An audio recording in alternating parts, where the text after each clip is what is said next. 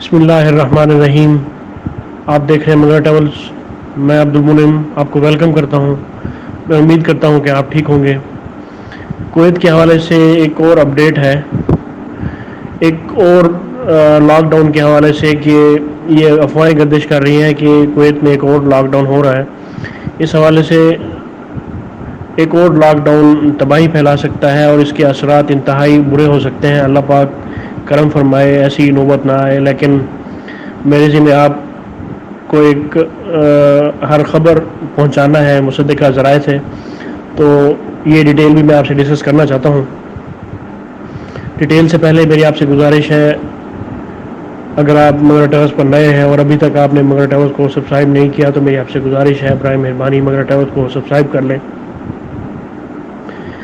ایک اور lock down ملکی معیشت کے لیے تباہ کن ہو سکتا ہے۔ تفصیلات کے مطابق متعدد ماہر معاشیات نے لاک ڈاؤن کی واپسی کے لیے کچھ لوگوں کے جو مطالبات تھے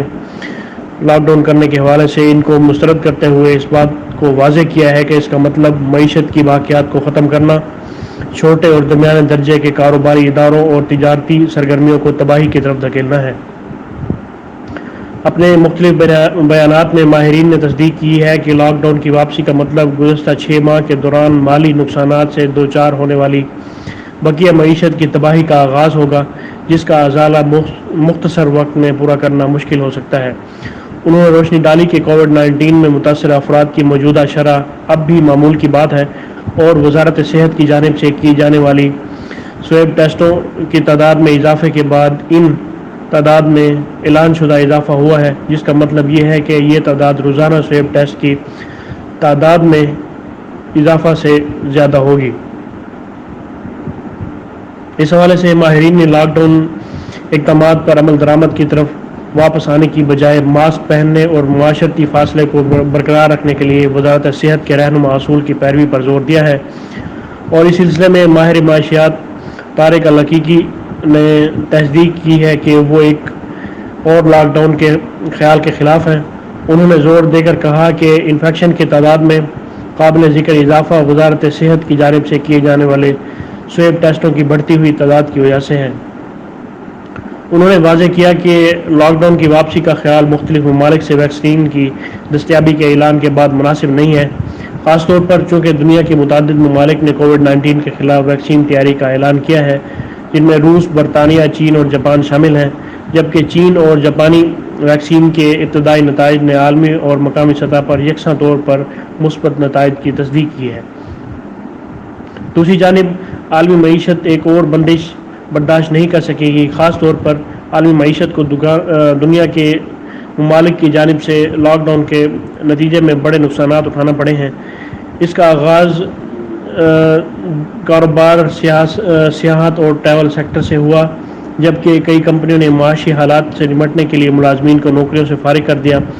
جبکہ کئی عالمی شہرت یافتہ کمپنیوں کی برانچز بھی بند ہو گئی ہیں اور لوگوں کی کثیر تعداد نوکریوں سے محروم ہو گئی ہے۔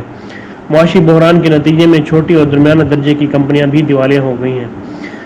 کویت دنیا میں ان ممالک میں شامل تھا جہاں طویل پابندی کے باعث سرگرمیاں سب سے زیادہ عرصے تک معطل رہیں، جو 161 دن بنتے ہیں۔ اس حوالے سے الحقیقی نے کہا ہے کہ اس معاملے کا بہترین حل ریاست میں ذمہ دار حکام کی طرف سے عائد کردہ ہدایات اور صحت کے اقدامات پر عمل کر کے اس وبائی امراض سے لڑنا ہے۔ عوامی مقامات پر ماسک پہننا، ذاتی حفظان صحت کو برقرار رکھنا، صحت سے متعلق حفاظت کے طریقہ کار پر عمل کرنا، اور جب تک معمول کی زندگی میں واپسی کا منصوبہ مکمل نہیں ہوتا ان ہدایات پر جو اطلاق ہے وہ لازمی ہے۔ اس حوالے سے ماہر معاشیات ڈاکٹر خالد نے کہا ہے کہ لاک ڈاؤن سے کوئی ٹھوس نتائج برآمد نہیں ہو سکے، کیونکہ لاک ڈاؤن کی مدت کے دوران اس کے بعد بھی انفیکشن کی روزانہ شرح ایک ہی رہی ہے، اور روزانہ کے 500 سے 700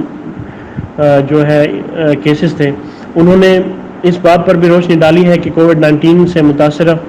افراد کی تعداد کے بارے میں شائع ہونے والی عالمی رپورٹ سے ظاہر ہوتا ہے کہ 20% انفیکشن ہی حقیقی ہیں، جبکہ باقی اس بیماری کی معمولی علامات ہیں اور لوگوں کو کوئی خطرہ لاحق نہیں ہے۔ اس حوالے سے اشارہ کیا گیا ہے کہ بہت سی جماعتوں نے مصنوعات کی اجارہ داری اور کچھ سرگرمیوں سے زیادہ منافع حاصل کرنے کے لیے کووڈ-19 وبائی امراض کا استحصال کیا ہے، اور انہوں نے کہا ہے کہ کویت میں اجناس کی قیمتوں پر نظر رکھنے والے افراد نے اشیاء، مصنوعات اور خدمات کی قیمتوں میں نمایاں اضافہ دیکھا گیا ہے، اور یہ وائرس کے ابھرنے کے بعد سے شروع ہوا تھا اور آج تک جاری ہے۔ در حقیقت اس وبائی مرض کے نتیجے میں افرادی قوت خدمات کی قیمتوں میں بھی اضافہ ہوا ہے، اور جس نے تمام شعبۂ زندگی کو متاثر کیا ہے۔ کویت اس وقت وزارت کونسل کے اعلان کردہ بحالی منصوبے کے 5ویں مرحلے کی دہلیز پر ہے، جس کی وجہ سے تمام مراحل کی تکمیل کے بعد اس منصوبے کے آخری مرحلے پر واپس جانا غیر منطقی ہے۔ اس حوالے سے احتیاط موجودہ مرحلے میں لاک ڈاؤن سے کہیں زیادہ مؤثر ہو سکتی ہے، اور پروڈکٹ اینڈ سروسز کمپنی کے جو بورڈ آف ڈائریکٹرز ہیں، چیئرمین، انہوں نے کہا ہے کہ دنیا کو ایک اور خاص نوعیت کی پیچیدہ صورتحال کا سامنا کرنا پڑا ہے، جس نے خاص طور پر معیشت اور صحت کے شعبوں کو متاثر کیا ہے۔ اس کے علاوہ تصدیق کی گئی ہے کہ دنیا کو ایک خاص نوعیت کے جو مسائل ہیں ان کی وضاحت کی ہے کہ دنیا کے تمام ممالک نے اس حقیقت کی بنیاد پر فیصلہ کر لیا ہے کہ شہریوں کی صحت، معیشت نقل و حرکت سے زیادہ اہم ہے، اور یوں ایک جامع لاک ڈاؤن کا سہارا لیا گیا، تاہم اس کی وجہ سے عالمی معیشت پر تباہ کن اثرات ہوئے جو ابھی تک موجود ہیں۔ دنیا نے ابھی تک کووڈ-19 بحران کا کوئی حل نہیں نکالا ہے، سوائے اس بندش کے جس کے نتیجے میں پوری دنیا کی معیشت تقریباً رک گئی ہے۔ بند ہونے کی وجہ سے عالمی معیشت کو تاریخی نقصان کا سامنا کرنا پڑا ہے، اور بے روزگاری کی شرح کا ایک نیا ریکارڈ درج کیا گیا ہے، کیونکہ 22 ملین سے زیادہ افراد روزگار سے محروم ہو چکی ہیں۔ کووڈ-19 کے بحران کے اثرات گھریلو سطح پر بھی دیکھے گئے ہیں، جبکہ عالمی اور مقامی معیشت بھی اس بندش کو برداشت کرنے سے بھی قاصر ہو چکی ہوئی ہے۔ معاشی اور نفسیاتی اور معاشرتی حالات اب ایک اور لاک ڈاؤن کا نفاذ برداشت نہیں کر سکتے، خاص طور پر اس کے بعد جب جامع لاک ڈاؤن کے نتیجے میں معیشت بہت ہی سکڑ چکی ہو اور ختم ہونے کے قریب ہو۔ ایک اور لاک ڈاؤن کی کوئی وجہ نہیں، کیونکہ بہت سے ممالک نے اپنے شہریوں کی صحت کی حفاظت کے لیے بھاری رقوم ادا کی ہیں، اور ہر کوئی اب